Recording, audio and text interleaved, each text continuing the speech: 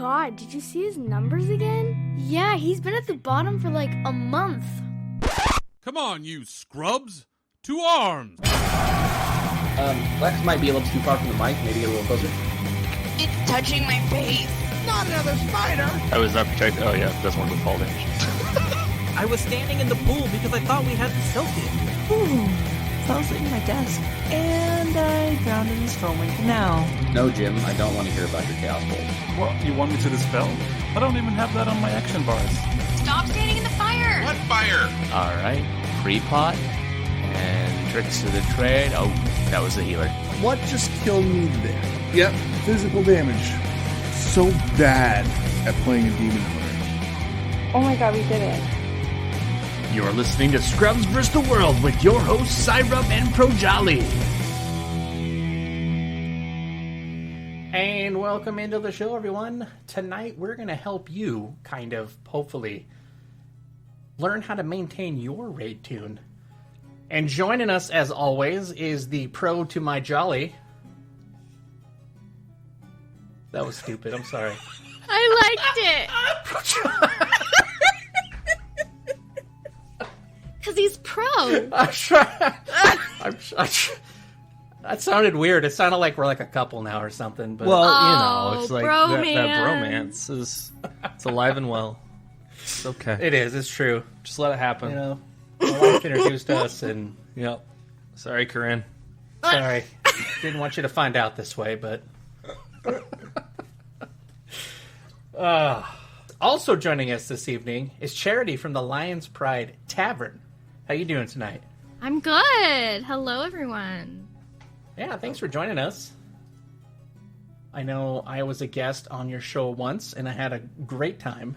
I all know. y'alls. I had a fangirl moment when you came on. Oh. Uh-oh. It's like, oh my god! Oh. It's that guy. Yeah. It's that scrub guy. Yeah. When you listen to everybody's podcast so often, you know, we all just are. That's true. What I always say is we're all just fans of each other. Yeah. So. That is so true.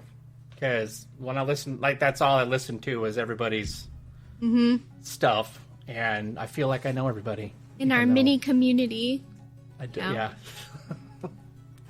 Yeah, well, I'm so glad you joined. We're going to dive in and figure out how in the hell to keep our raid tunes maintained.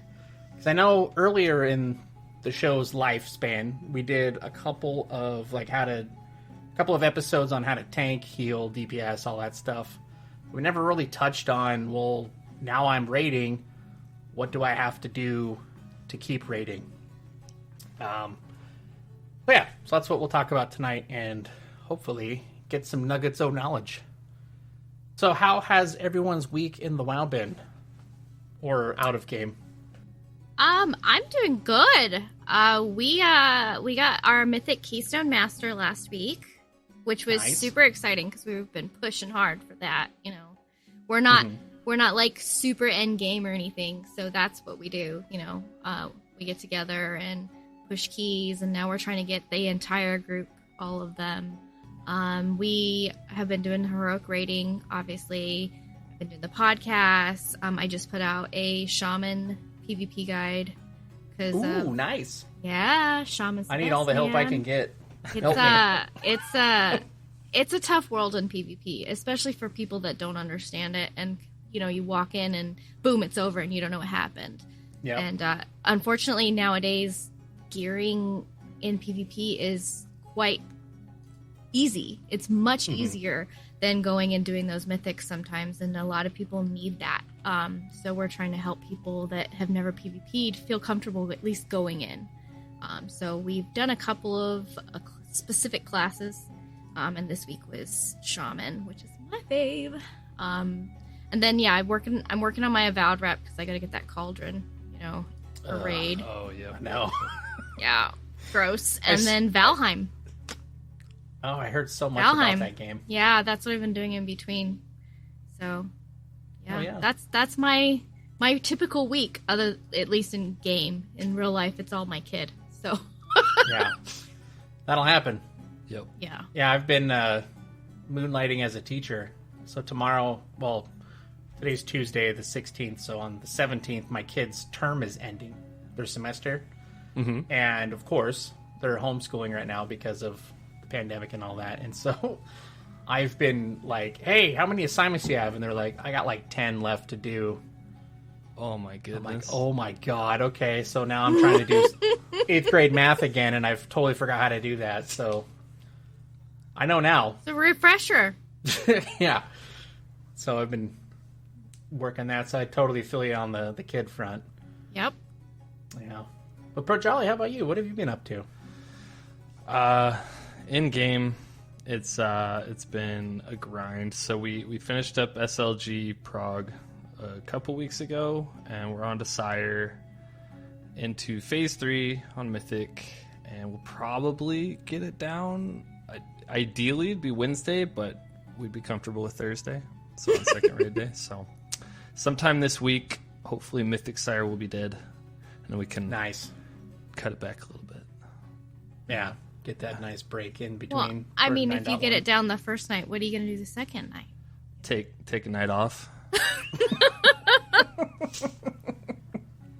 But then we've got our we do a once a tier drunk raid with the guild, and so that is Saturday night, and so we do bingo and random drinking games, and a mythic guild that usually gets cutting edge every tier can barely make it through heroic. We get so sloshed, so usually we end about halfway through is about the pace. Very nice. So it'll be a fun time. Hell yeah, that sounds like fun. Yeah. What about you, Cy? What have you been up to? Well, we're also on Sire Denathris. I'd like to say we're on Mythic, but we're not even close to that. We're on Heroic level, Sire. No big deal. They just nerfed him, so Blizzard got my email, and they're like, okay, we'll help you out. But now we were consistently getting into Phase 3 last week. So I think the show's coming out Sunday, so this last Wednesday will be hopefully our attempt to get AOTC, which will be lovely. Hell so then I can start, then I can start focusing on trying to get my mythic keys up, because I haven't done that, and maybe even learn PvP. I don't know. Yeah, I've just been focusing on the Sire or Steve Denathris. So Stevie D. Yeah, Mr. Donnie. Trying to get that figured out. So yeah, and then like I said, teaching on the side, even though I'm not a teacher. I mean, I coach baseball, but that's not school stuff. Algebra, baseball, same thing, right? No, it's not the same. Not at all. No, I'm very excited for my kids to be able to go back to school. So soon, hopefully, knock on wood. Definitely. Yeah. So, rating, keeping up on Toons. Mm-hmm. Kind of a big topic to digest, especially if you're a new player. But let's start at the beginning, because we have to start somewhere, right? Yes. So, Charity, how long have you been waiting? I've been waiting forever to be on this show. No. How long have you been raiding in the World of Warcraft? So, I've played since the beginning, but I didn't raid then. I was just like the quests and slowly leveling, and I did a lot of PvP at the beginning. Mm-hmm. So, I got into raiding through friends, because they were like, "Oh, come kill this dragon." So the world dragons in vanilla were like the thing, and I was like, "Oh, okay." So I would go and I'd help heal the dragon. They're like, "You're really good. You should come." I'm like, this seems kind of predictable. Like, you're gonna do the same thing over and over. Like, I'm okay, So, and I didn't want to do it, And then, but I got into raiding when I got taken into a raid in BC. Nice. I got pulled into Kara, and the ambiance and the music and the bosses were really actually not that predictable. Like, you knew it was coming, but it wasn't as easy as it was out in the open world. Because that's what I thought it was like. Oh, she's just going to spray you in the face and hit you with her tail. Like, okay. Yeah. So, dragon. Yeah. But when we got into Karzhan, that was when I was hooked. I needed to keep going. So, and all the story was there. Yeah. Oh yeah, you missed out I missed out on so much because I didn't really get into a raid team till Wrath. Yep. Mm-hmm.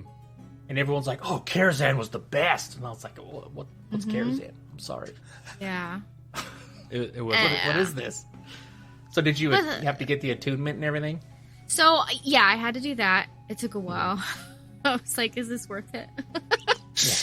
But once I did, it was completely worth it. We were raiding, and then I was like, okay, so I got to do it right, 'cause that's how I am. I got to do everything I'm supposed to. So I started getting buff food and flasks and all those things, and I would give my friends who had never raided before. I'm like, hey, here's this food, and they'd thanks, and they'd eat it, and I'm like, no, you're not supposed to eat it.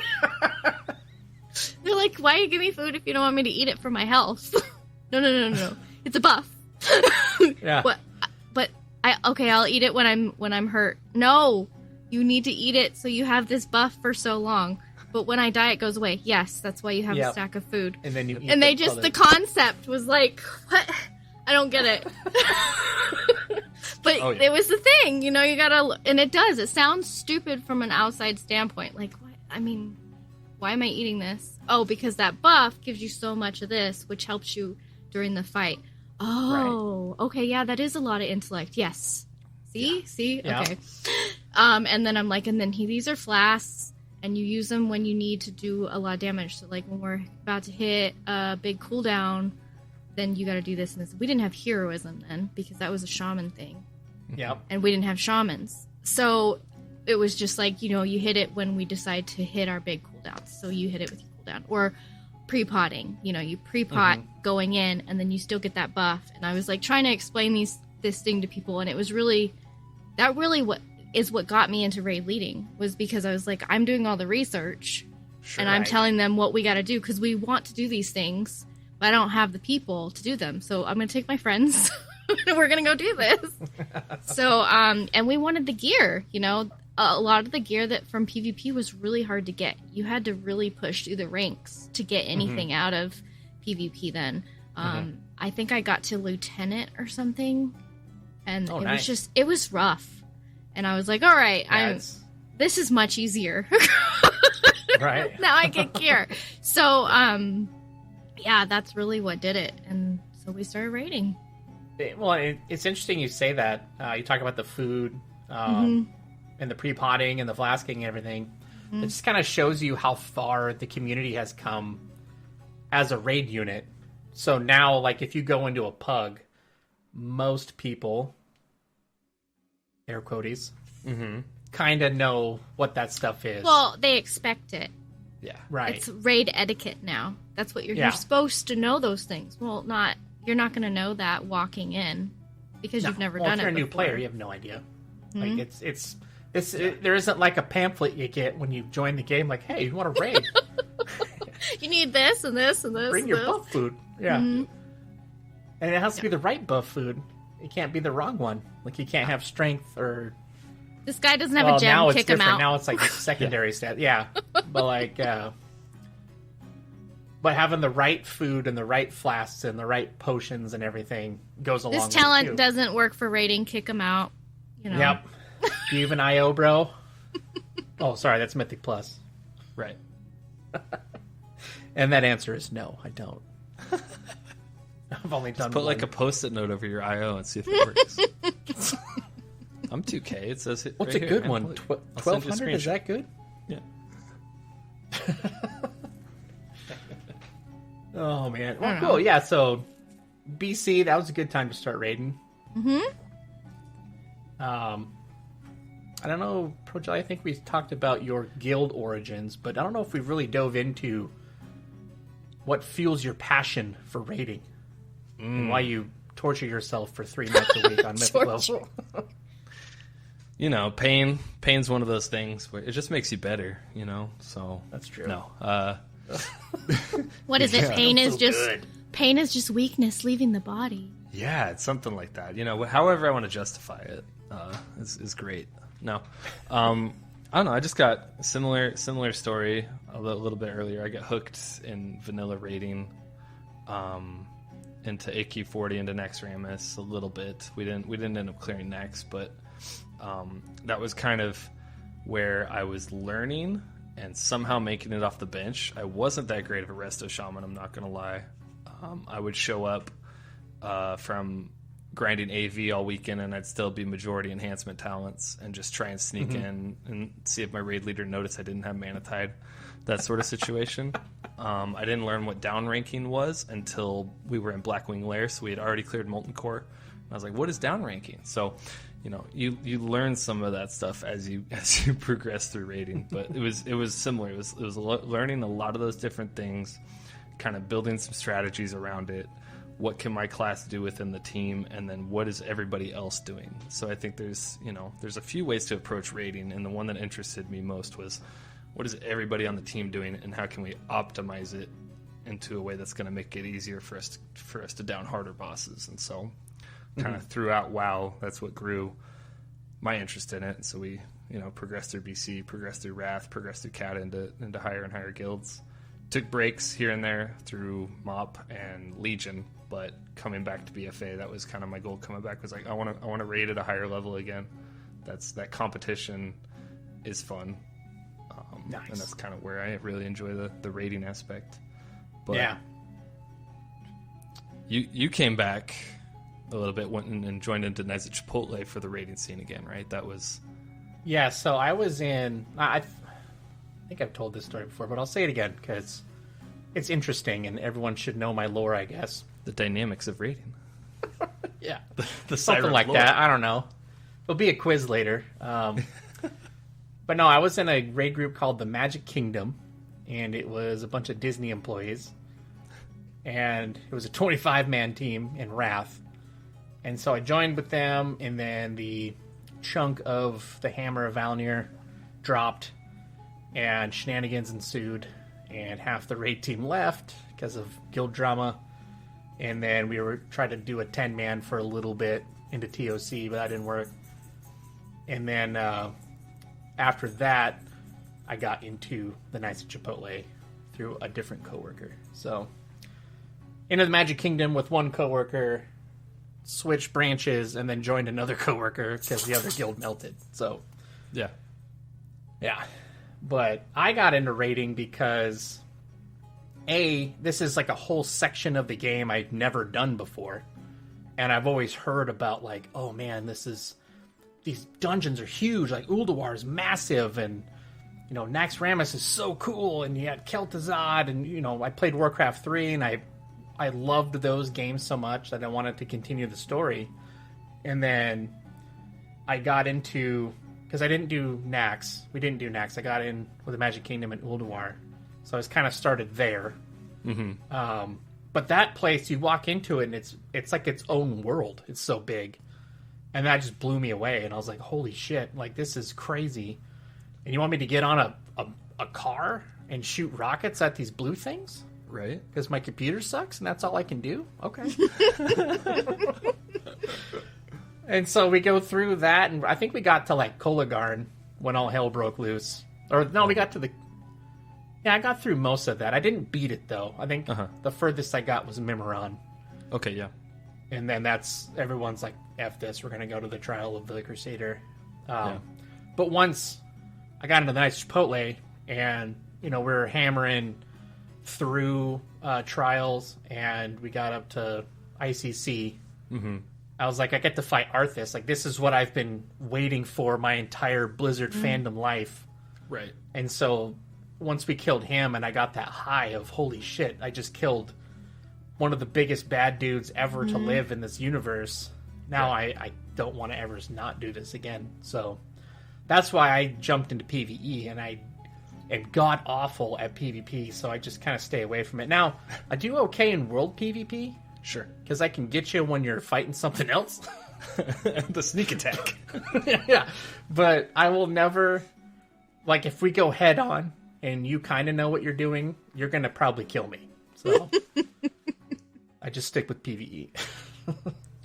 Gotcha. But back then, so heading on to the next question here. So Charity, how did you build your character out back then?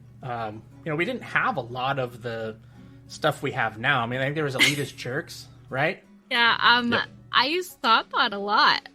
Oh, there Forums, and more forums. Yeah. That's all you really had. Yeah, oh my god. See, you're saying these and make me feel old because I haven't heard it in so long. Yeah, seasoned, and it was really... Seasoned. There you go. And like wine, right? That's right. Get better with age. But, like, it's so crazy to think about the sources that we have compared because we didn't have that. We had to rely on each other. We had to fiddle with it. We had to play with it. Well, that's not working. And then you go into forums and read forums and forums and forums. And now it's amazing the sources we have between each other, streams, video. My favorite is the Discord for each class and spec. Those are the best because you see real people really trying these things. They're like, hey, I just figured this out. Try it. And you do. And you're like, whoa, no way. Like the strats for Sun King were just amazing of help for me. And I'm like top in the charts now. And they're like, dude, Charity, you're rocking. I'm like, I know, but it wasn't me, but I won't tell them. So you didn't have that then. You had to just work with it and play with it and read and hope you found what you needed. But that's why I always tell everybody practice, because that's what's gonna do. It doesn't matter what somebody else tells you. How you're gonna play is how you're gonna play.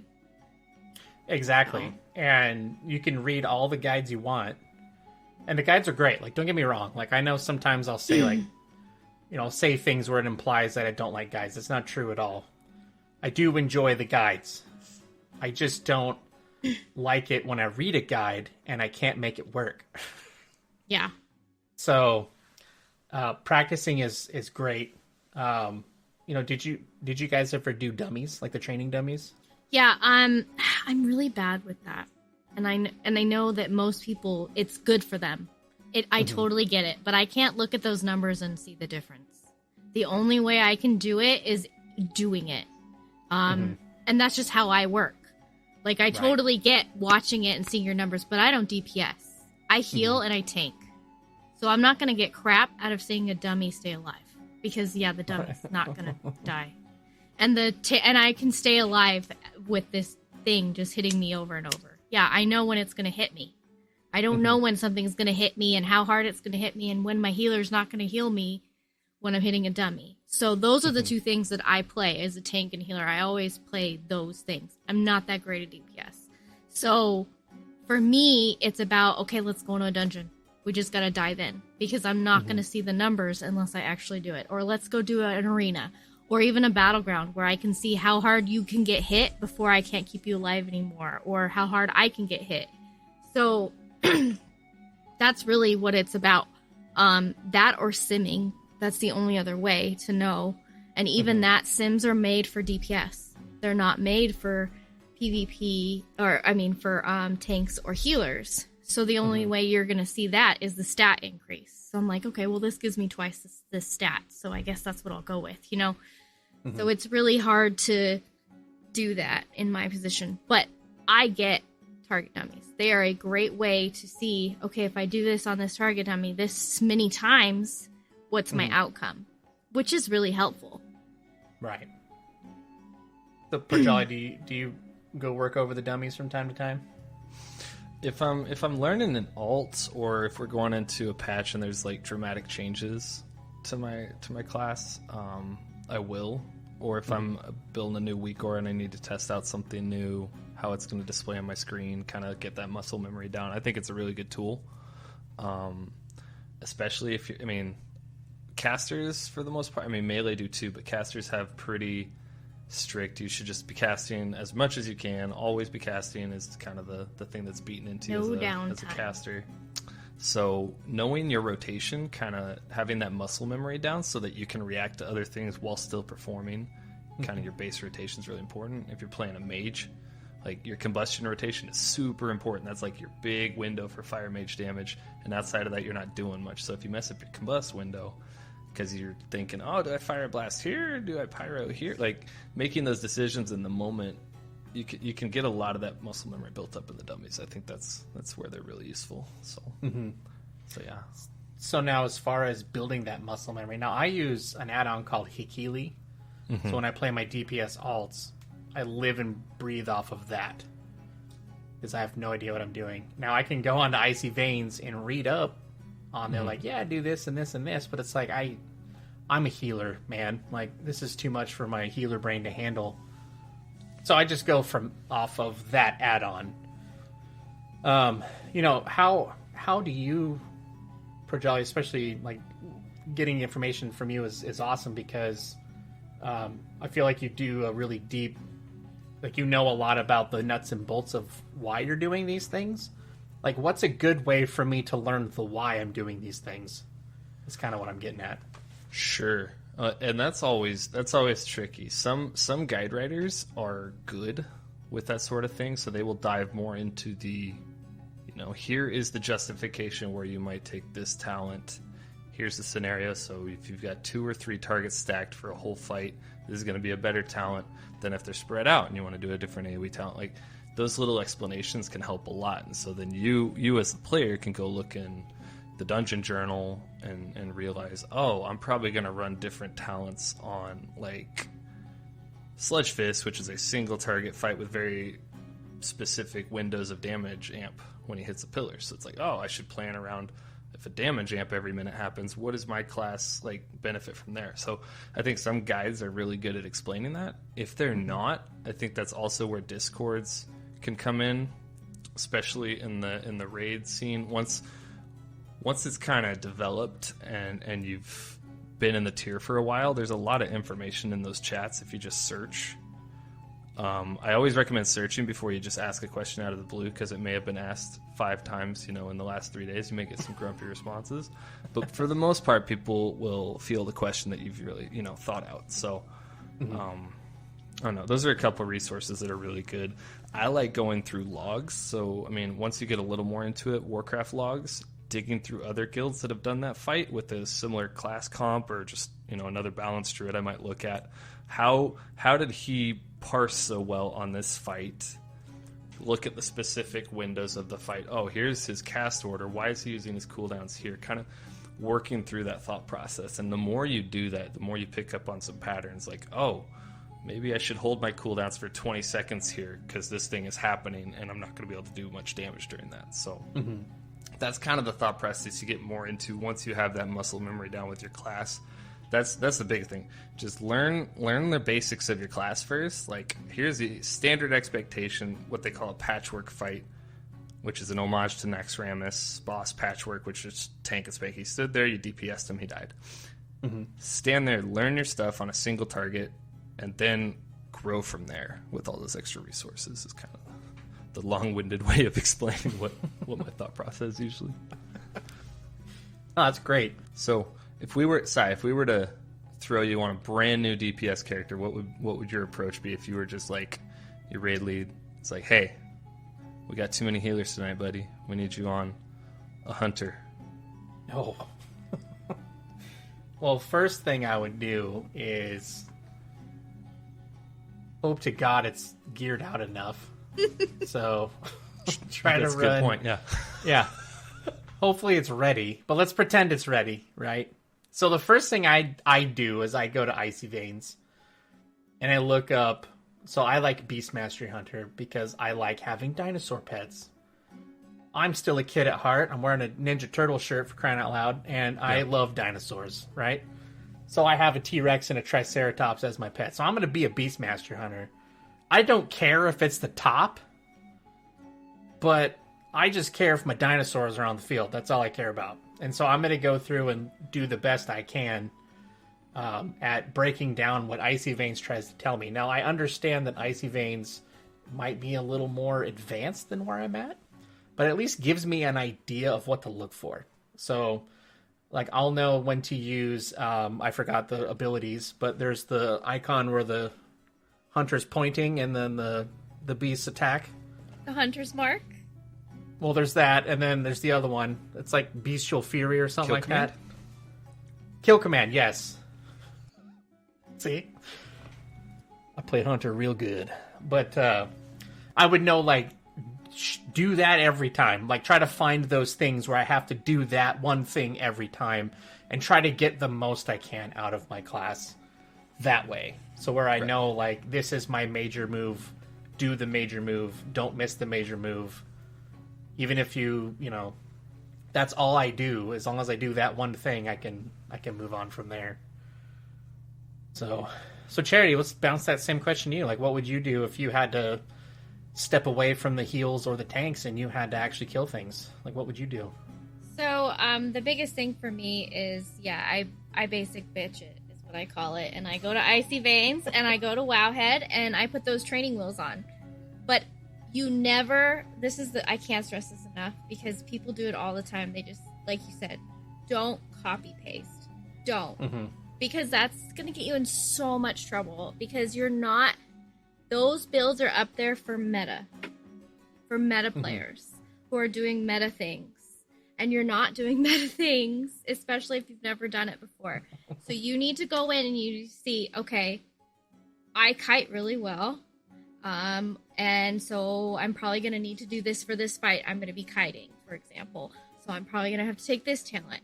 Or am I doing, on this boss fight, I'm going to be doing this. So should I take this talent that gives me more of this? Or even a good example for me is the Riptide talent versus the Deep Heals talent. That's Raid versus Mythic, pretty much. Because Deep Healing, you need to last longer, have longer heals, and last a long fight. In Mythic, it's hard, push, run out of mana, get your mana back up really fast, and keep going. So it's you gotta know where you're going and what you're doing. So I just go, okay, so I'm gonna play this Hunter is a good example. That's what I played for a while. I go in and I see, okay, so what's the normal rotation? What are their abilities? What are most people running? Okay, and why are they running these talents? Why? Not copy paste.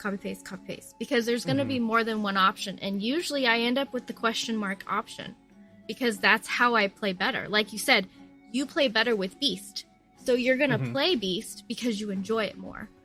I wouldn't have played better with MM at the time either, because I played Beast for so long that that's what I know. And before that, I played Survival, and now it's like all AoE. So it wouldn't work for me. So I'd have to play Beast just to do anything in a raid. So then I'd go, okay, so Beast is good. Now let me take and look at, okay, talents. Okay, what conduits are people running and why? Why? And then I go, hey, such and such. A good person for me is Formir. He plays a Beastmaster Hunter, and he's rocking my charts. What are you doing? I'd sit there and I'd watch we have logs. I'd stick them into WoW Analyzer and see what they're saying he needs to do better and what he is doing good. You know, and I'm like, okay, so he needs to run this more, but he is doing this. At this fight, he's doing this. You know, you break it down and analyze it, and then you ask him questions. You know, why do you run this when you do this? What is this helping you with? And your peers are so helpful. Like, that is a big thing, because you know they're doing well. Why are they doing well? And if I didn't have anybody to talk to, I'd watch a stream and watch a streamer and be like, okay, when is he doing this? And most of the part, you find a community that you like, and if that community is good, then you can feel free to ask them questions. You know, like a really good person doing streams right now is Growl, Yum TV. He's great, and he's so helpful, and he'll go, this is why I'm doing this. Well, no, that's probably not good because of this. And he'll explain it, you know, and you just have to find that place where you're comfortable to get those questions from. And by the end of the day, I'd be ready for whatever we're going to do going in. And I may not be the best at it, but, you know, I'd feel comfortable going in because I'd be, quote, raid ready, you know. Right. Yeah, that's great. Yeah, your peers are definitely a big helper in learning this stuff because, like, for example, on my current raid team, one of our healers was playing Druid, but he has a shaman that he's raiding Mythic in, so he kicks my ass on the meters every week, but that's because he's beating me by like 20 eye levels, but that's neither here nor there. But he knows what he's doing with the shaman. And so he and I can have conversations about like, okay, well, what are you doing here? Like, I'm going to do this. I'm going to try that. What do you think of this? And he'll help me out with that. And because of that, I'm able to kind of close that gap, even though heal meters don't count. I like to use those as like, how much am I putting out? Like, what am I doing? Am I just standing here, with my finger in my nose, or am I being productive? Am I getting some throughput? Am I actually moving and positioning correctly so I can actually get numbers out? So talking to your raid mates is huge. And I think that's an invaluable piece of information that, I want people to understand, like, that's probably a better source for you than it is going to a guide and just trying to copy paste. Because, like you said, those people know those classes better and they're going to tell you the why. Because most people will look at something and they're like, well, why am I doing this? Oh, it just told me to do it. So you're not going to be able to think on your feet. You're not going to be able to move when conditions change. Yep. And I think that is such a huge thing. And it just makes you bond more, too, with your guild. So, I mean, that's versatility, a big reason. times crit, plus this, to the mass, with this much percentage, while the boss is downtime. And I'm like, what? Sure. Right, I know what you're talking about. Yeah. Let's do that. Okay. Yeah, but it strengthens your bonds, and it just makes your guild closer. So now, when something does come up and someone has a critique for you, let's say, now you feel comfortable and you're like, hey, you did what happened when you didn't put out the numbers. What went wrong? And so I can go and tell my mythic shaman friend, like, hey, this is what happened to me. I positioned incorrectly. I didn't put down Spirit Link when I was supposed to. I didn't tide when I needed to. I tied it too late, maybe, or maybe I died because I was being an idiot. Well, and you don't even have to be that specific. Just knowing, I had 3 cooldowns and I didn't use them. Right. You don't. It doesn't even have. Even if you're not that good at the class and you don't know exactly which you were supposed to use, you're just like, oh, dude, I died and I had all these things I could have done. Yeah. Knowing that alone is so big. Yeah. Well, and you mentioned WoW Analyzer, which I'm really glad you did, because I was going to mention that too. That is a great tool to help you with getting those kind of baseline things. Now, it'll tell me, like, you didn't use your healing tide enough, and it's like, well, we planned that, obviously. I didn't use it when the uptime wasn't 100%, right? Yeah. If I just go start throwing my healing tide around whenever I want to, that's just going to end up even like dying. I said, with reading things as a healer or a tank is really hard. You have to really read into it and go, okay, well, this is why I didn't do that. But maybe I could use rain more. Maybe I wasn't hitting rain enough, because that should always be down, or whatever, or you're using this talent, but you're not really using it. So like a good example is Earth Shield. Wall. Yeah. You never put it up, but you're using the conduit for it. Why are you doing that? If you're not going to use it, then don't waste it on that. Right. Waste it on something else that you might actually use. And that's why I'm like, it really depends on you. I'm a Riptide fan. I Riptide everything. I'm all about the Riptides. So if I'm going down lines where I'm not helping my Lego of Riptide, and I'm not Riptiding enough, well, that's a waste. I'm wearing this thing that I'm supposed to be using, but I'm not using it. That's why it's like, oh, well, I need to be using the Riptide talent, and I need to be using the Riptide helmet, and then it's like triple the Riptides, and they're given 20% health, and it's so big. But if you wear that Lego and you don't Riptide, you're not going to get anything out of it. Yeah, people are dying. No pressure. Big time. Yeah. None. So you mentioned a legendary there. Don't ask me the name of it. I won't. I know. Be able to tell I have it too. I think it's Tidal Core. Something. I don't know. I don't know. It's a helmet. That's all I know. There we go. God, it looks cool. His little horns. Yeah. The red horns kind of match my blue horns on my shoulder pads. Yeah. See? There you go. Yeah. Looks good. Matches my shoes. Half of it's look good. That's the first step. That's right. So, now I'm glad you brought up the legendary piece, because the legendaries in this expansion are huge, right? Mm-hmm. So, Projali, when you're looking at a legendary, what is your process in choosing it? Do you go, Icy Veins said this is the best one for Boomkin, or do you say, no, Icy Veins, I'm going to do this because this fits how I roll? No basic bitch. Yeah, no pumpkin spice or knee-high boots and on solo vest for us, right? Yeah, no, I gotta rock my North Face and my Uggs whenever possible. It's just my Northwest in me. No, yep. I mean, because when it comes to legendaries, for some of the DPS specs, they have a lot more choice when it comes to top performance on mythic progression. And so when it comes to that, I'm always going for what is my best output option as a DPS. For Balanced Druid, we were really, numbers wise, it was looking like 2 legendaries we were going to be using coming into this expansion and kind of beta testing and all that. And it was Arcanic Pulsar legendary, and it was Balance of All Things legendary, and it's pretty much been Balance of All Things as the go-to.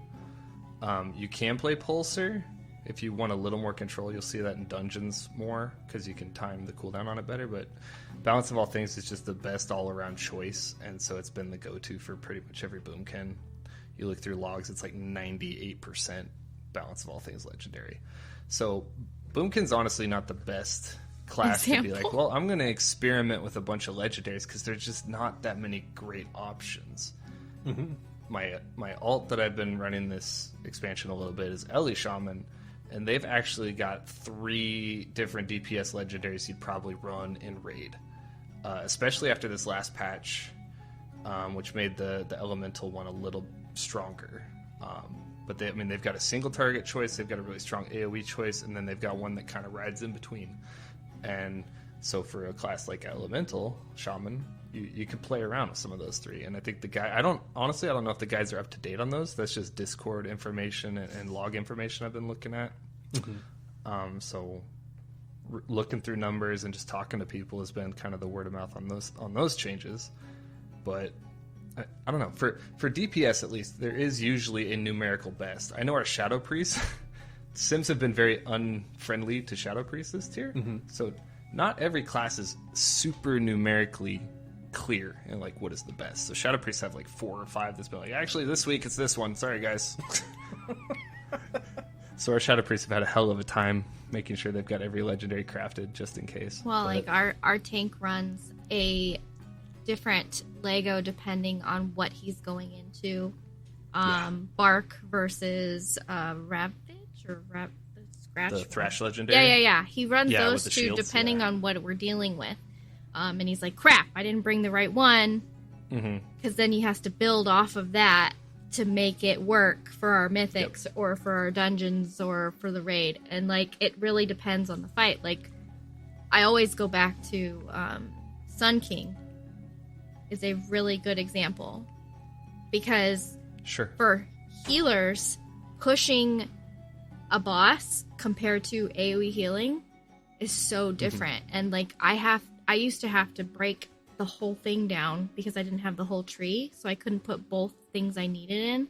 So I'd go, okay, well I need shield for my conduit, and then I'd need this deep healing, and then I'd need this ascension so I can push, and then still have enough mana throughput to heal out that phase where we're not healing the boss, and then get back into it again. So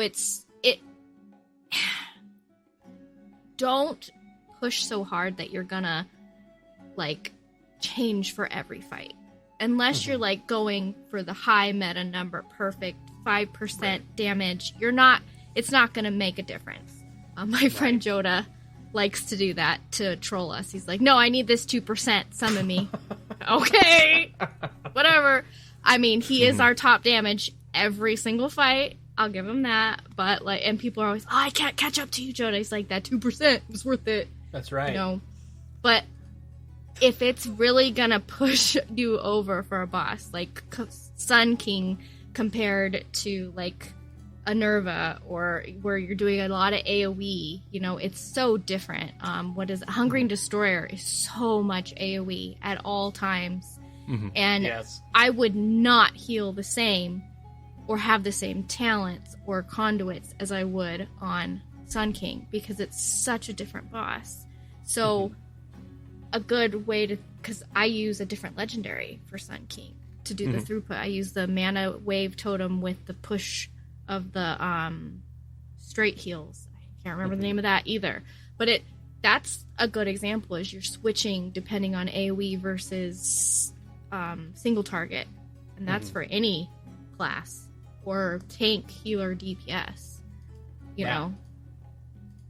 No, that's good. I mean, and that's kind of the fun part about all this, is because I approach it completely, like in the early expansion, I approached it way differently.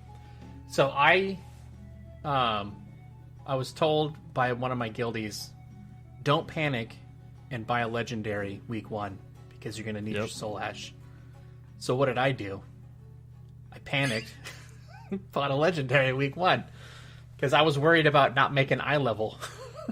It's like, here I am taking over heal team calls and I'm not even at eye level. What the hell's wrong with me, right?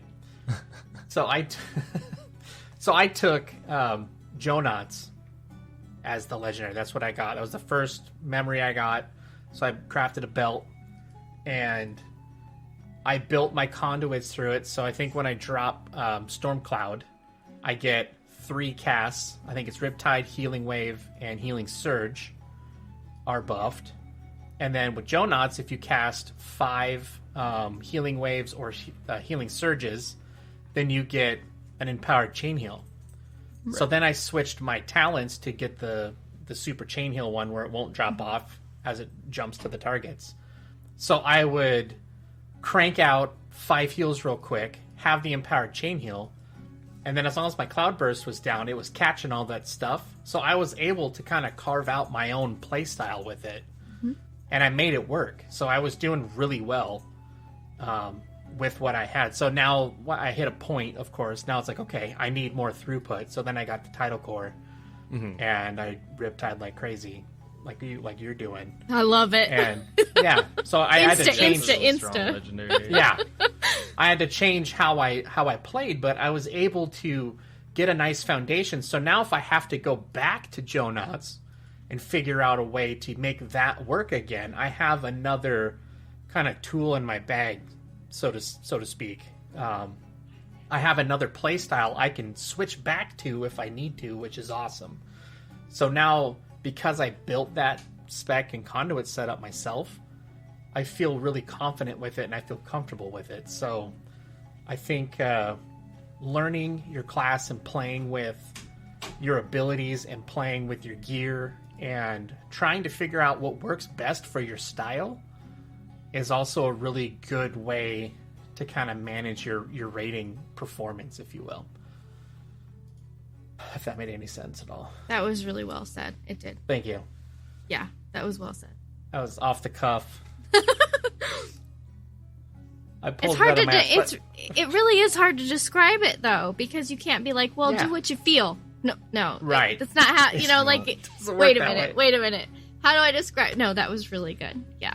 Because everybody's playstyle is different.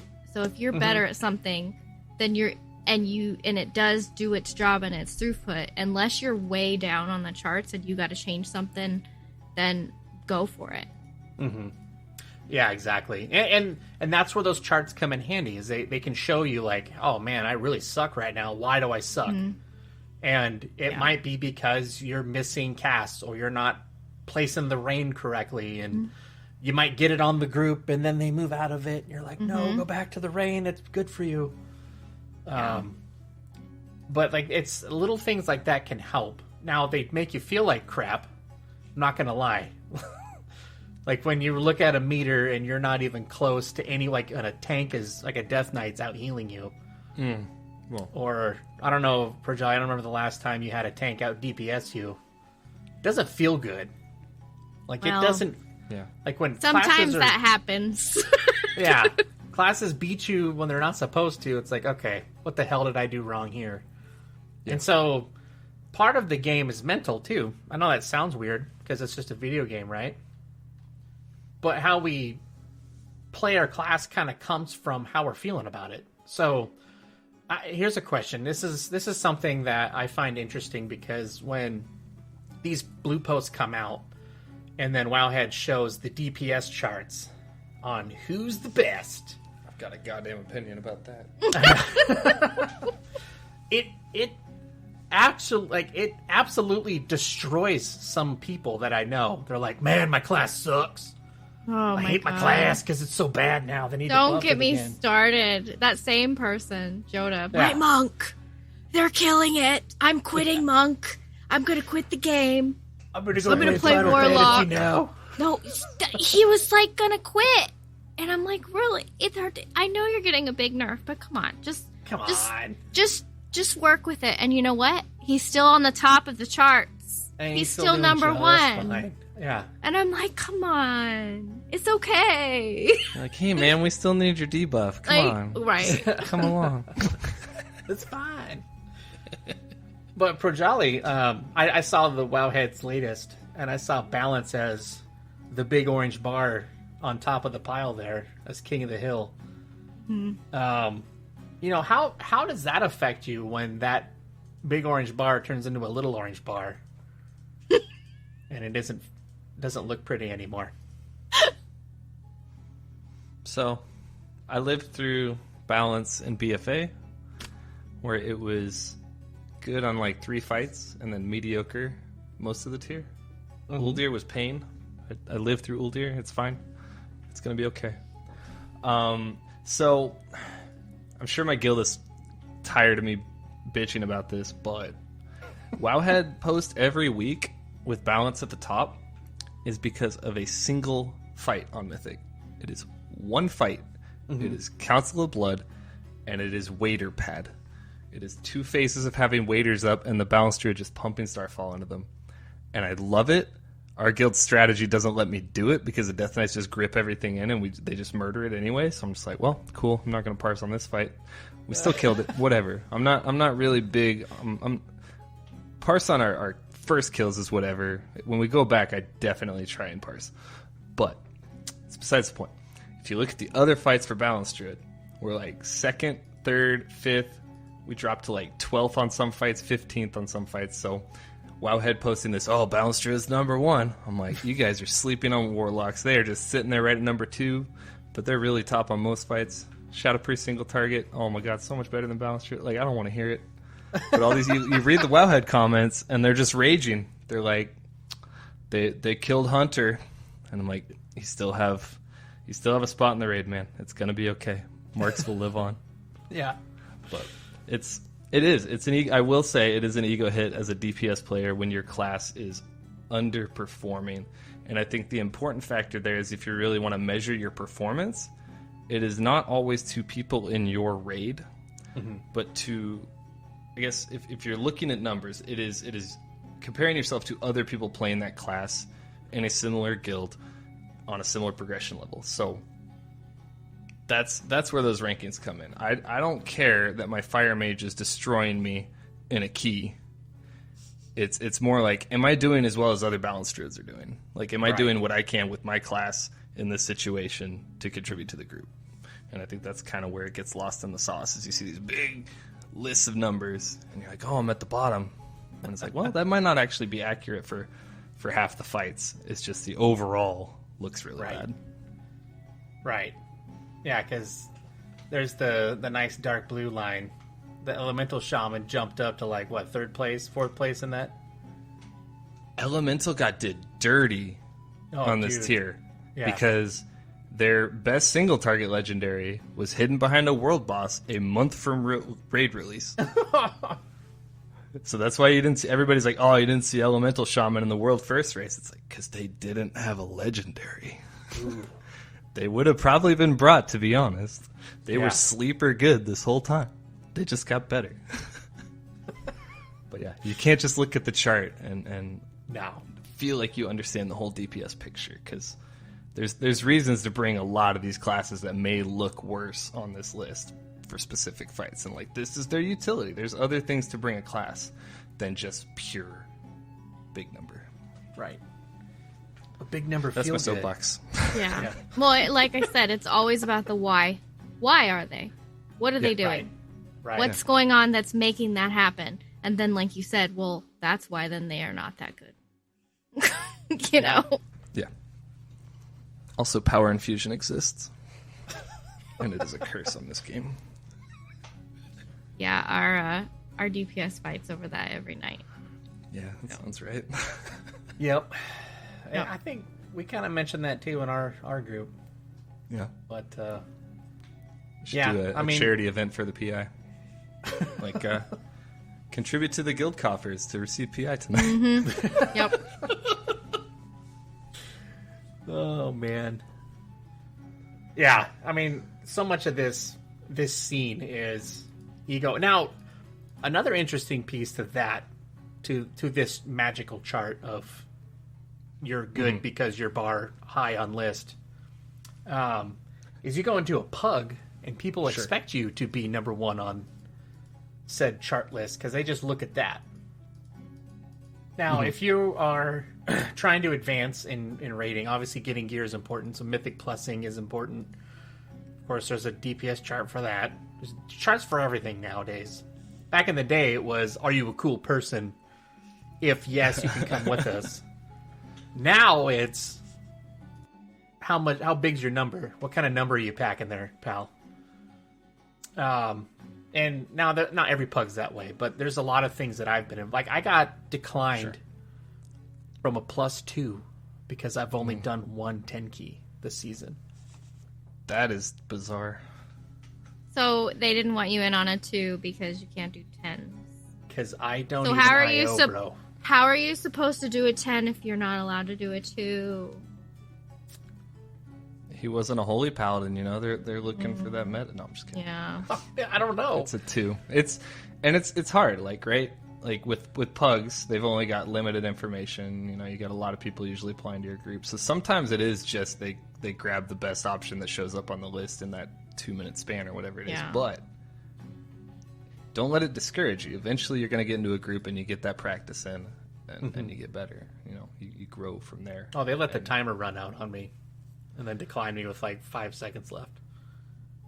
It doesn't bitches. It doesn't end. It's hilarious. You'll see higher end players like I think now the one of the tanks for Echo, previously Method and Limit, he's been in a few guilds, but one of the world first tanks has posted pictures of him getting declined from 15 keys like on Twitter. Like it never ends. No matter how good you are, you will always get somebody who declines you for a key for whatever reason because you're not playing Vengeance or something. It's hilarious. That's so funny. That's awesome. Well, I feel better now. Thank you. Yeah. No, you could be world. I'm on the same decline from keys. Yeah, I'm on the same level as that guy was. I think that's the comparison. Actually, I think that's what I go with that, right? Mm-hmm. I agree. Yeah, that's the takeaway. Oh, jeez. So, all right. So, kind of to recap everything, I feel like we touched on a lot of important pieces here, like hitting up your guildies, important. Understanding, like, how to use Icy Veins and Wowhead is important. Not stressing about the stupid DPS charts, because if you know what you're doing, you're going to probably outperform those things anyway. Yep. Discords are great. What other pieces of advice would you give? So, Charity, how about you? Like, what would you tell? So, like, let's say I'm a brand new raider, and I go, Charity, I don't know what I'm doing. What do you got for me? How do I get started in this? It's pretty much for me, it's a head to toe process. I look at what you have going, and I see how much information it looks like you have. I look and see if you're doing that cookie cutter spec, if you're doing that. And, I go, okay, so why are you running this? Are you better at this? Do you feel like this is a really good spec for you? Like, a good example is, I like hopping to Hunter. Because somebody who doesn't, right now, if you don't Hunter that well, you're not going to want to do MM. you're going to want to do Beastmaster because it's viable, but it's not the best. So if you feel like you're not going to be able to pay attention to this mechanic because you've never done the boss before and you're always dead, I say, hey, try this spec, go with this, okay, and then, or are you running your gem? Do you have all your gems on? What gear do you have? Can we take you into a mythic and pop on some pieces for you? Because we're running keys, you should come with us. And see what they're doing in there, even if I don't know a spec, I go and I find someone that knows the spec and go, hey, this is what their numbers look like, and they're kind of struggling. Maybe you want to look at this with me, and see, is this something they should be running or whatever. A good example is I have a really good friend who came back to the game after not playing a really long time, and he's playing mage and he's struggling because it's so different than Cataclysm. He's coming from Cataclysm to now, and you can imagine the difference. And he wants to play Arcane because that's what was good. And that you can play Arcane is not easy. Right. Like, there are people that are banging out Arcane, but they're really good. And he's just hasn't played in so long, so he's having trouble. So he went and he did some research, and he's talking to people, and we're helping him get pieces to make up for the fact. And it's like, either he can stay, if he's pumping damage, he's getting hit by stuff. And if he's not getting hit by anything, his damage goes down. So you can tell it's because he's having to concentrate so hard on what he's doing. So we've been talking to him about maybe next tier, not mid-tier, but next tier, trying Warlock. Because Destro Warlock is very close. I used to actually make fun of it in Vanilla. Why are you playing Destro when you can play a mage? Right. Because it's the same thing, just mean looking. Just evil. Yeah, just evil. Yeah. Okay. So, and he's like, yeah, that's a good idea. Maybe I'll try that. And he's also going to try Shadow Priest. Because those are two very close, not exactly, but close to what he's going for. So we go, because the class might not even be what you're good at, and he's just doing it because that's what he used to do. So we're trying other classes, but we've tried rotations, looking at that. There's just so much that goes into it. But I guess peers is pretty much it, because we're talking to each other. We're looking at charts. We're helping each other out. We're taking him and pulling him through things to see if it's just gear. Trying this trinket, trying that. If that doesn't work, we work with it. It's just all about our group coming together as one to analyze it. I'm really lucky in that I've built this community after playing for so long that even like I said, I was gone for 2 years, and these guys that raided with me in Cataclysm are coming back just because I'm like, hey man, we need this, and they're like, oh, you're playing again? Yeah. So Keaton came back, and I have a friend named Evil Beavers came back, and they've come back just because we all love playing together, and it really is such a good thing to have peers that will sit there and help you out and be so good to you. And that's really what gets me through is if I don't know something, this person might know it. Right. So. Yeah, hell yeah. Projali, how about you? What advice would you give to a new scrubling? Take it slow. It is a game where you can do as much as you want with it, and so I think starting with the basics, going through the guides and saying, okay, here's something I can start with. Here's some of the justifications these writers have come up with. Okay, cool. And then through that experience, always be looking for stuff as you learn, whether it be a raid fight or going through Mythic Plus keys or even in PvP. It's like, what toolkit does my class have for these situations? If I'm getting focused by a rep paladin and he's blowing everything, is there something I can purge off him? Do I need to pop a cooldown? Figuring out all the situations, you're going to fail a lot. And so being okay with that is important. And using it as a learning opportunity and not an opportunity to punch through your drywall is always important. But it's surrounding, we've talked a lot about how guilds have been helping out each other in these, or key groups that you run with a lot, helping out with each other and through that learning process. So if you can find a buddy who plays a class at a similar level, or probably a better level than you, honestly, finding somebody who can kind of mentor you is also pretty helpful.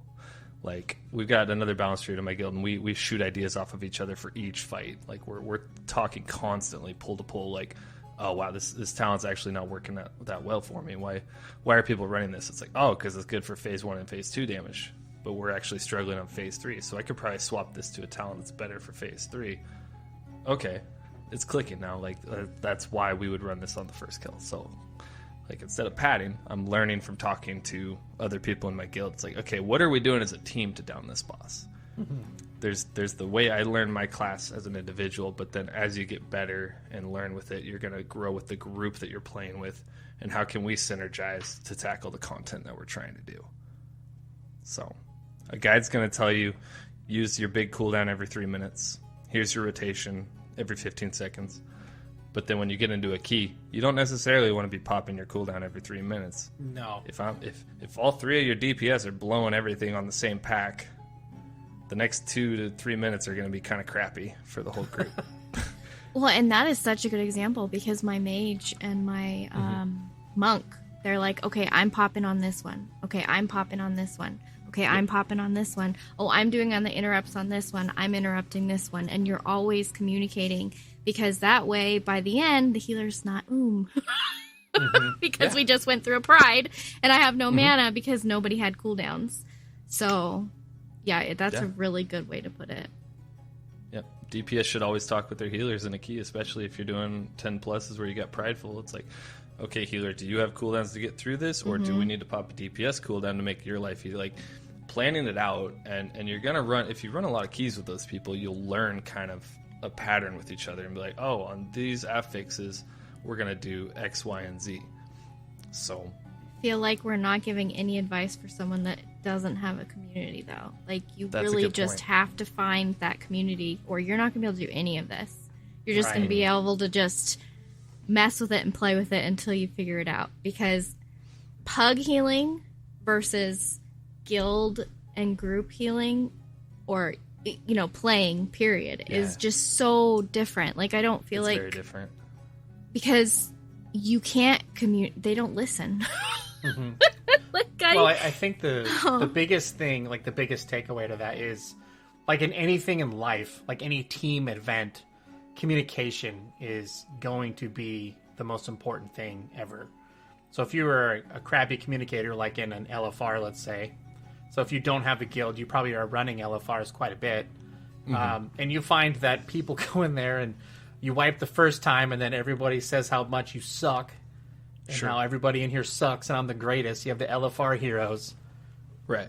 And it's like, that's not an effective way to communicate. So if you ever find yourself like... So here's a good piece of advice. So if you're in that situation... I know this isn't rating, but I went into a winter grasp, and before we started, I said, look, I know there's going to be some asshole in here who's going to start talking shit to everybody because you think you're the greatest PvPer in the world. Tell me what I need to do, please. Because I don't want you yelling at me when I don't do what you want me to do, because I have no fucking idea what you want me to do. Quote unquote. I typed all that out. And everyone was like, damn, dude. Okay, we'll go over here. And we actually won. Because I was tired of getting yelled at. And it's like, just tell me what to do and I will do it. Like, that's what most people want to do. So if you're not in a community like that, I think being up front of saying, hey, I have no idea what the hell I'm doing, somebody's going to come by and say, hey, it's no worries. This is what you need to do here. This is what you need to look out for. Like, if I'm in an LFR and someone says that, I will whisper them immediately and say, here's what we're looking at. Here's what we're doing. If any questions, just let me know. And, of course, that's how I am anyway. That's like the baseball coach in me, like always making sure your team is doing the best they can. Yeah, you do the same thing in LFR. You say, I've never done this fight. What are the mechanics? Like, right. And you might get an occasional asswipe that'll come out and say, like, oh, maybe you should go watch a YouTube video, bro. Yeah, for LFR. Yeah, get out of here. Like, just be confident, ask the questions. That's why we have a ignore list. Use our ignore list if people become mean to you. But basically, yeah, like if you can find a guild and find people with like minds and like interests, I know the guild tool is pretty cool. You can go find some stuff in there. It's come a long way, that's for sure. Yeah, or I mean, listen to podcasts. I know kind of the guild episode we did a couple episodes back. We mentioned like listening to podcasts and joining their communities. I know Lions Pride has a great one. Lions Pride is doing that right now. That's what we do. Is we bring we still need to build one, Projali. We've never built. They've never been into content like this before, and we want them to be able to experience it and not feel like they can't. So you're like, hey, if you like our community and you want to see the content, come with us. We'll help you. We're not going to yell at you. We're going to tell you, hey, try this, try that. But you're going to get to see the content, and don't be an asshole. Right. But as long as you're not an asshole and you try, you're going to get to do it. And we've cleared normal. They've gotten to see the whole raid tier. And these are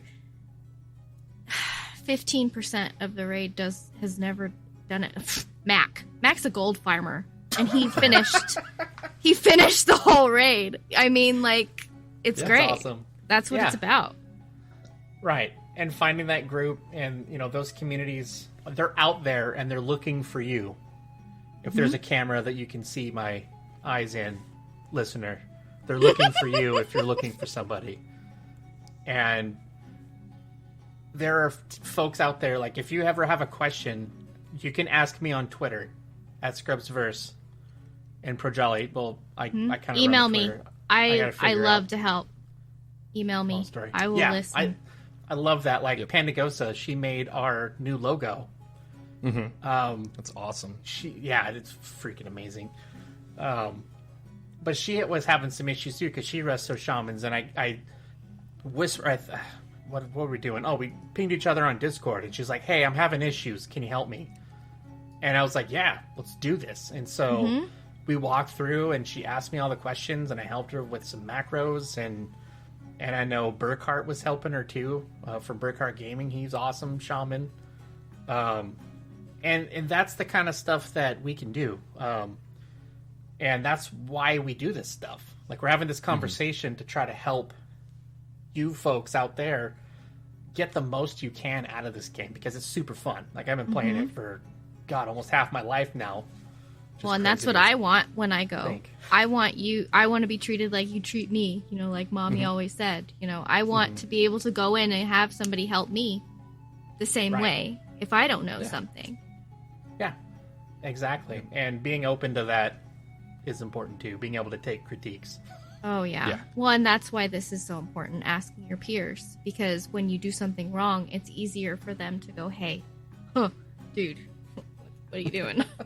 Whoa, what? This isn't like you. What's going on? What can I do to help? Right. Exactly. And we're all here to help each other get better. So. Yep. Keep an open mind. Be a sponge. If you think you know it, you've already failed. Yeah. You're never going to know everything. This game changes so much, and there's always a different strat, and your guild may not have the same strat that this other big-time guild has. You have these many of this shaman and this many druid and this many... Oh, well, we don't have a monk, so we can't do that strategy. It's totally different. Our people are not very good about staying out of things in our Friday, Saturday group, so I have to go around that. Okay, so what can we do so they don't have to move as much? Like, it's so different. And then on my heroic team, I'm like, they're fine for mechanics. I just need them to pump. So what can I do to make it so they can pump? It's about feeling and working. And we have 2 druids, so we can hold the dogs down. We don't have anybody to pull them out. It just depends on what you have that night. So. Exactly. Well, cool. This part of the show here is my favorite part. Because as a new raider, you're going to do stuff like this. And everyone in this group has raided for a very long time. I think if you add our years up together, we could rent a car pretty easily. That was an old person joke because you have to be roughly 25 to rent a car. Yep. Lost my train of thought. That was so dumb.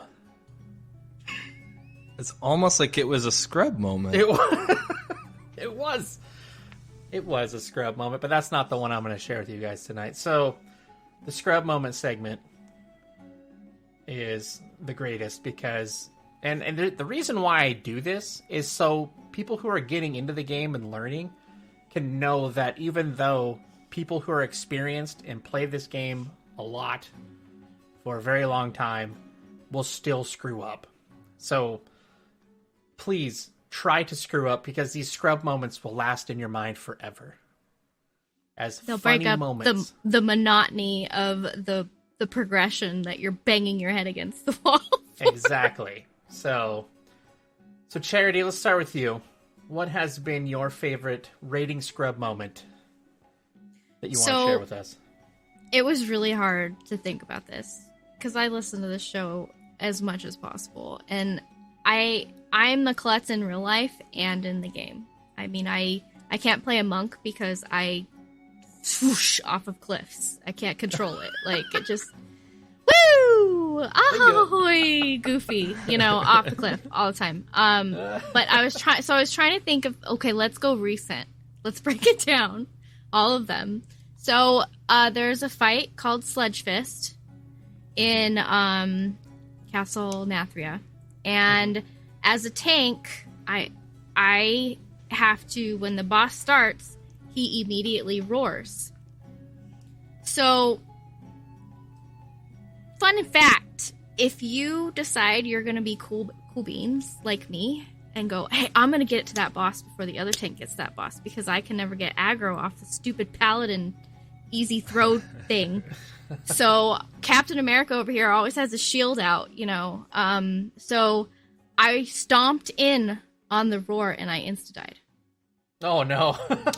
Yeah, don't do that because it hurts. And then a couple pulls later, I proceeded to, we had done the strat where you have to, so the whole point is you have to point the boss at a pillar at a certain moment when he's targeted on you as a tank. And you have to make him go and hit the pillar. Because if he hits a wall, you wipe the raid. And you have to pick the pillar you want to do because you have to go around the room perfectly. Well, we pulled him back a little bit farther than usual because we were doing a different strat to help. So we pulled him a little far. And now it's a little farther to get over there. And I'm like, okay, so how am I going to get there?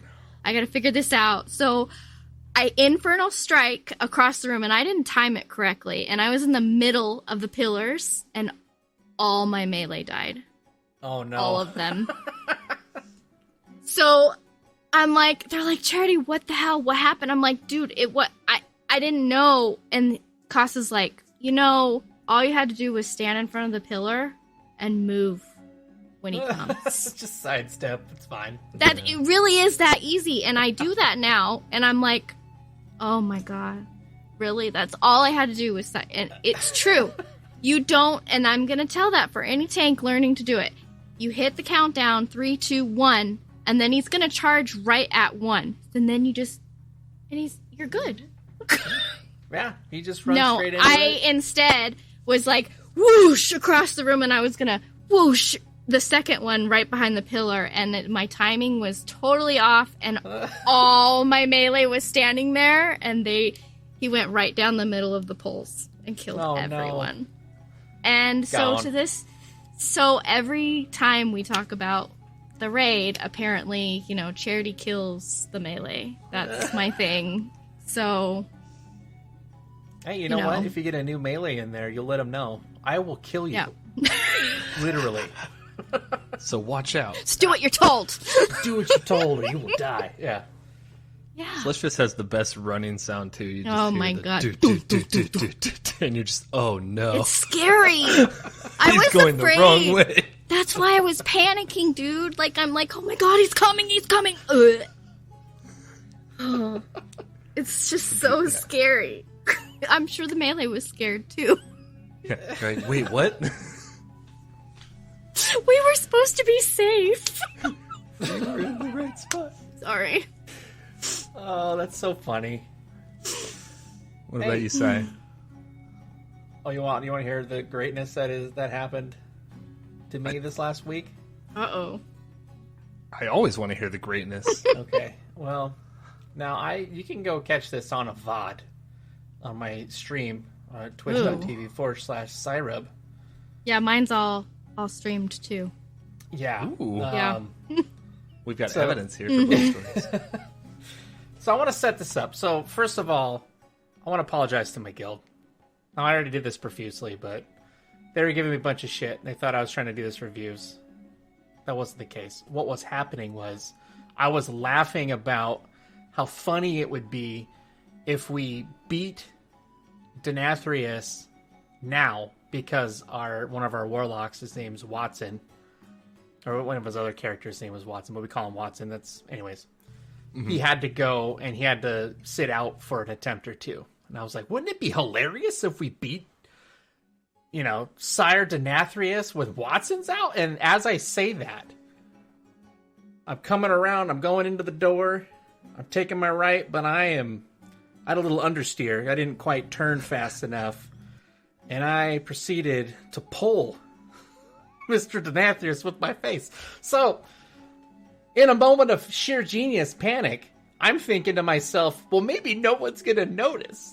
So maybe I can do my little moth Fae thing and moth Fae thing out of the room and reset the boss before anybody even realizes what's happening. And and they're like, Cy, where are you going? You can't leave the room. And I'm like, oh shit, I pulled the boss. I'm trying to run, and then of course they attack, and then I'm like, I was like, Panda, I was trying to do what you do when you reset the boss. And he's like, dude, you don't do it that way. You have to set it up. I was like, oh my god. I'm so sorry. I'm so sorry. I think we've all face pulled before. Oh, yeah. But just, I needed to explain what was going through my head at that exact moment, because looking back on it now, it's absolutely hilarious, because I'm good for one of these stupid moments every tier. I do one thing where either I hit my heroism button too soon, like before the fight, you have to wait 10 minutes to pull, or I face pull, and then I try to pretend like, holy shit, maybe no one noticed, and I run away, but no, they attacked him immediately. Or you're going through your toys and you hit your matches. Yeah. It pulls the It's boss. so stupid. Yeah. That's what I did. That happened last week. Well, now a week and a half ago. But yeah, it's on tape. You can go see it. I'm inspired now. Yeah, you have 2 inspiring shows to go watch. Your turn. Yep. All right, Projali, what do you got for us? I hope you can top that one. That was a good one. No, because our tank... Well, yeah, our tank usually face pulls completely. But since he's a Vengeance DH, he just leaps out of the room and resets Sire. So it's all good. Oh, so he can leap out of the room and reset it, and I can't as a moth? Because you probably don't have enough thread on there, so some healer throws one healing wave, and they've all of a sudden got Sire's attention while you're running out safe and sound, and everybody else dies. I think Glaive Toss has a little more impact from a tank than your moth form. I'm sorry, buddy. But it's a mean-looking moth. When you say that, and all I imagine is the little moth voice. Oh, I'm coming outside now. Run, everybody, run! Run! Come with me! It'll be so wonderful. Here's some fairy dust. We'll fly away. I was trying to do my Princess Moonberry impression. Oh, okay, I want to hear it. No, I said like during that in my mind. In your head? Oh shit, please. Please get out of the room and reset. Oh shit, oh shit, oh shit. There it is. Yeah. I feel like I'm in Ardenweald right now. Mm-hmm. I remember that quest line. Oh my god. Scrub moment as of late. I should have gone last. Like I think. Yeah, I don't know if I could top you. It was kind of a funny interaction, so we're 90-ish pulls into Mythic Denny D, Sir Denathrius, and there's a mechanic on Mythic. So, I mean, it's a mechanic in each of the modes where you stack in front of him, and he does a frontal, and it clears some stacks from you. On Mythic, though, you can clear additional stacks by stacking a number of people on each other, and it's a 1-yard mechanic, so you have to really be, like, your hitboxes are overlapping, like, right on each other. And we're really good about it 90 pulls into it. Like, we rarely mess it up. My job is to get down to 0 stacks so I can stampede and roar for everybody, and they can make the run with less stacks, so our healers have less to do in phase 1. It's very nice for them. But 99% of the time, I've been at 0 stacks. And I take the last soak with the tank to get to 0 stacks. So I do my good job. I bear charge the boss. I get over to the tank right when I need to, stack on him. And I just, I was bored on this time because we're holding DPS at this point, 90 pulls into the boss. So I'm hitting spacebar. I'm just jumping there. Just jumping up and down. I'm on his hitbox like every other pull. And breath goes out, and I'm like, I'm still at 1 stack. That's interesting. And a healer goes, hey, Pro, why you at 1 stack? I'm like, I don't know. I was on there. And then we start realizing, I was like, I think I was jumping. You jumped out of it? No, I was jumping up and down. So apparently jumping up and down is 1 yard. And that's enough for you to not clear your stacks with somebody else. So I'm sitting there thinking, shit, we don't have another frontal before we push and die. So, good luck, guys. You're screwed. I managed to hit the roar right before he pulls you in and throws you out. Because usually you do it in the air with that strategy. Lucky. But no. So I was like, you guys get like 4 seconds less to roar. Good fucking luck. And the priests were like, all right, I'm gonna get in the middle. I'm gonna grip this guy. You grip that guy. You grip that guy. we managed to make it work, but it was just like 90 pulls, Pro. Really? I'm like, I don't know, dude. I was bored. I was jumping. So now we know never to press your space bar with that mechanic. It's a learning opportunity. Good to know. That is fantastic. It's just one of those. He was jumping. I'm bored. Well, almost killed everybody. Okay. Oops. That was pretty good. I think that was good. I think that was worthy. I mean, it wasn't Thank you. like It wasn't Mothboy. it wasn't Mothboy facepole. No. Run away, little girl. Yeah, it wasn't the Mothboy, but that's okay. Well, cool. Well, those are hilarious. I'm sure there'll be plenty more of those where that came from in the future episodes. But yeah. So, Charity, where can we find you on the internet? So the best place to find me is probably the website because it has links to everything. It's lovesweetcharity.com. It doesn't have any weird letters or anything, and that's where I put up my tips for new players, the PvP guides I talked about, mounts, pets, silly things, all kinds of stuff. And then if you want to like really get a hold of me, obviously Twitter is good, but that is LUV Sweet Charity on Twitter. And then Lions Pride Tavern is available on all kinds of fronts. We do that every week. That's our big community. And they have a Discord, and you can get a hold of me on Discord within seconds. But if you really want to get a hold of me, just email me. Same thing, lovesweetcharity@gmail.com. Awesome. Well, thanks so much for joining us. That was fun. Yeah. Thank you. Absolutely. And thanks for listening to the show, everyone. You can find us over on Twitter at ScrubsVerse. You can find Projali at TheProjali. You can find my personal Twitter at Cyrub_KOC. You can find the Twitch channel at twitch.tv/Cyrub. Every Wednesday night at 7 p.m. I'll be streaming a raid or doing some other WoW shenanigans if I'm not doing that. You can also find the website at www.scrubsversetheworld.com.